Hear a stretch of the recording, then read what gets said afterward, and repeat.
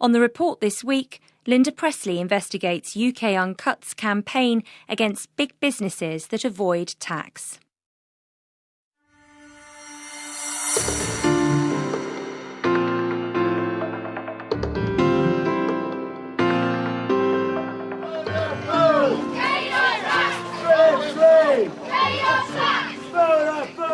For the last 2 months in high streets from Leeds to London, in Cardiff, Glasgow and Birmingham, protesters have demonstrated under the banner of UK Uncut. Their targets? Big businesses they say aren't paying enough tax. Retail giants including Vodafone and Sir Philip Green's Arcadia stores. Unprecedented cuts to public spending have propelled the issue of corporate taxes onto the agenda. Pay your tax! Pay your tax! Corporate tax dodging is a huge industry in this country. If that's not criminal, it's certainly immoral. The cuts are just unrealistic. They don't need to be this bad. They don't need to exist, actually, if you just tax the rich. But UK Uncut's detractors claim that targeting business is misguided. The more you try and crack down, the risk is that you drive people towards the avoidance strategy of last resort, to not invest in Britain. The idea that there is a magic wand that can be waved and by focusing purely on tax avoidance we can solve the deficit is wrong. In The Report this week, we investigate the claims of UK Uncut. Could a crackdown on big business and tax avoidance really save us from the cuts? Where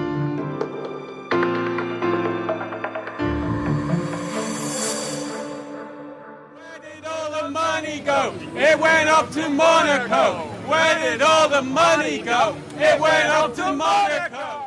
Sir Philip Green, with a family home in the tax haven of Monaco, was one of the first targets of UK Uncut.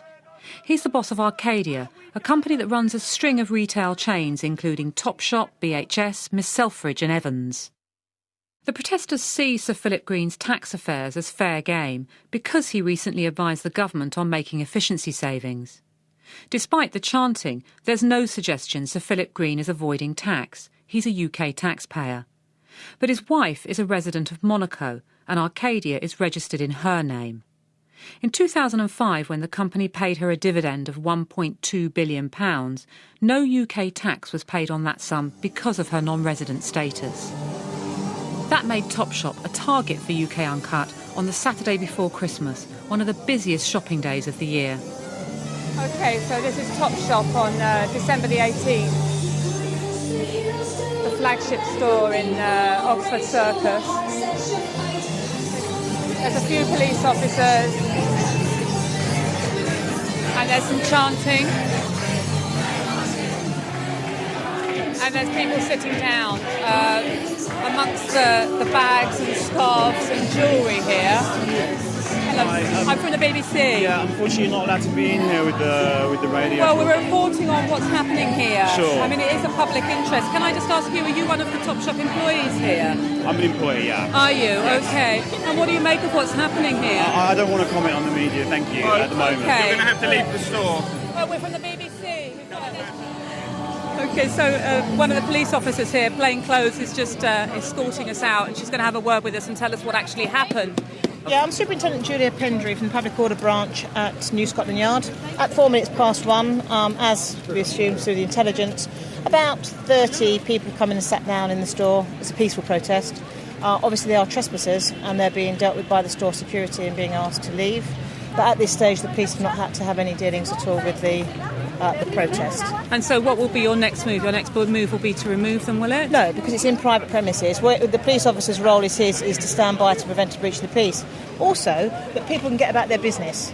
Because there are lots of people There's still here today. quite a lot of shopping for handbags going on in there. The store is still open, the tills are still being used, so at the moment it's not having a huge impact on other people who have a right to go about their business today in Oxford Street.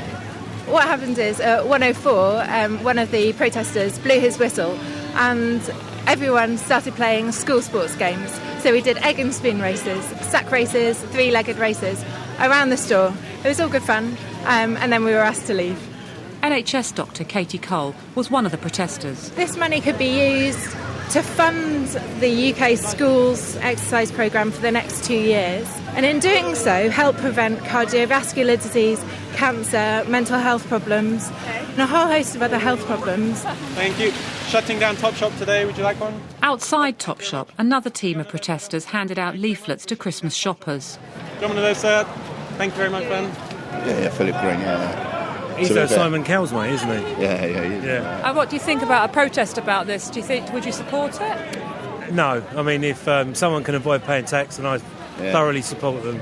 If it's within the law? Absolutely. If he's doing nothing wrong, then he can pay less tax. I think we'd all do that, wouldn't we? Yeah, I'll pay less tax. I live in Spain. I work here, live in Spain. It's easy. The government allows them to do that, so I do think that people should be protesting against the government rather than against Topshop, because it's legal what they're doing. I think Philip Green is an entrepreneur and he pays national insurance contributions for his staff. Corporation tax is just not tax on the dividends. So I think he needs incentives to create employment. If they can get away with it, it's just incredible. I think the government should sort that out, all the loopholes first, and forget cutting student fees until they've sorted that out. We've been in contact with Sir Philip Green and his office, but he didn't want to record an interview for this programme. Back in August, the BBC's business reporter Nick Cosgrove asked him about his tax arrangements on the Today programme. Well, we do pay all our taxes in Britain. I think we've paid over the last 5 years some £300 or £400 million of taxes. Profits that have been made on our company. I'm a UK taxpayer. I work there every week. We employ 45,000 people in the UK and we've got a £500 million payroll. But your wife is a tax exile. Well, my wife's not a tax exile. My family do not live in the United Kingdom. It's somewhat different. UK Uncut's focus on the Arcadia Group has highlighted another aspect of British tax law. The £1.2 billion dividend paid out in 2005 was financed by increasing Arcadia's debts, and the interest on that loan would be tax deductible. John Whiting, the Tax Policy Director at the Chartered Institute of Taxation, explains how the UK's rules work. It's a feature of almost any tax system for companies that interest paid through that trade for the activities the company carries on is tax deductible, but often countries have restrictions. They restrict it purely to the activities of that country. The UK famously has a generous relief for deducting interest. It's seen as one of the attractions of the UK system. It has caused a few people to question whether the interest deduction rules in the UK are too generous. It does allow companies to fund themselves worldwide with debt through the UK. As John Whiting says, other countries, like the United States, have stricter rules about which company debts can be offset against tax. I asked the Treasury Minister, David Gauke, if the coalition government has any plans to tighten up the UK's rules. We look very carefully at the treatment of debt and interest deductibility. We've taken a view, we've published our corporation tax roadmap, that we are not going to reform this particular area. We believe that to do so would be very disruptive and create some uncertainties for business. We want to make sure that we've got businesses investing in the UK, that this is a good place in which to do business. A lot of that is to do with the stability and predictability of the tax system. It is also about competitive rates, but I would stress that we are determined that we reduce avoidance as much as possible. It is not good for our system if there is too much of it. We are taking firm steps on Too that. much of it? Well, where do you draw the line? We don't. Yeah, it's a fair point. What I would say is that where the line is precisely where you have got something which constitutes avoidance is something that we can debate. But the fact is that the avoidance levels are too high, and we are taking steps to bring it down. Vodafone, pay your tax! It's our money and we want it back! The protesters who've taken to the streets with UK Uncut don't believe the government's serious about tackling tax avoidance. They're a mix of the people you might expect to be angry about public service cuts, trade unionists, left-wing activists. But this is also a movement that's captured the imagination of young people, and it's motivated those who are fresh to the business of protest. Hi, my name's Mary. I live in Leeds. This is the first time I've ever been on a protest. I'm 31, so I've had plenty of time to protest, so I haven't done it. I just think there comes a point where you have to not take things lying down. There's a lot of stuff in the media at the moment saying these cuts are inevitable because of the situation that we're in, and I think the fact is that we do have choices, and when you look at the amount of tax that's been avoided by some of the richest people in this country, and there's a lot of quite poor people in this country that are still paying their taxes and times are hard, it seems like a really obvious example of the government giving a free ride to their rich mates, basically. We met a number of people like Mary for whom UK Uncut has struck a chord. This is an organisation with no regular command and control, just a website where people share information. And it prides itself on being without a defined leadership. Its founders, who use first names only, are pleased with progress so far. We had 55 actions across the country. It feels pretty incredible to have gone from absolutely nothing, from a dozen people sitting in a pub 2 months ago, to 55 actions across the UK involving literally thousands of people. Neil's one of the original dozen who gathered in the Nag's Head pub in Islington and came up with the idea of UK Uncut. We met him, back in the pub, with two others who were at that first meeting too, Greg and Beth. We'd all been on a march against the cuts, basically. Someone brought along this issue of Private Eye, the article about Vodafone in it, and that they'd been let off their £6 billion tax bill. Allegedly. They'd made a deal with the government. So everyone was just kind of thinking, well, we don't understand why we have to lose a rise in tuition fees, why we lose our EMA, why we have cuts to our public services, when obviously the government is fine with indulging this kind of losses. That's how it started. Really. Yeah, we were just having a conversation, really. And who was there, Neil? I mean, all I know about you is that you occasionally pick up the UK Uncut phone and that you're 26. I've been involved in the past with a group called Climate Camp. I met a few people who were there at the Nag's Head that night through that group.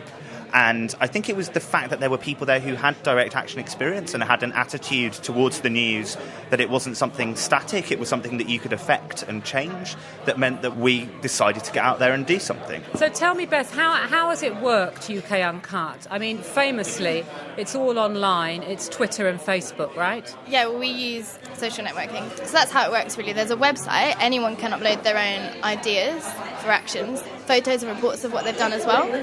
And with Twitter, every time somebody tweets something, ideas are shared, and it's much easier because it's horizontally organised.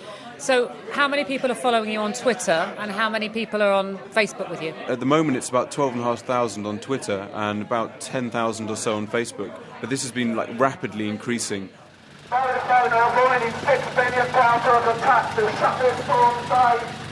Numbers on sites like Facebook are one thing, but there are no reliable figures for the number of people taking part in UK Uncut's actions. On another freezing Saturday in December, just around the corner from the Nag's Head, about 15 protesters were handing out leaflets outside Vodafone. The manager had shut the Islington shop and the staff inside looked slightly bewildered. Private Eye's claims about Vodafone have gained traction. My name's Deborah Kaplan. I work for a charity that works with adults with learning difficulties, and our budget's being slashed by Islington Council. The cuts are just unrealistic. They don't need to be this bad. They don't need to exist, actually, if you just tax the rich.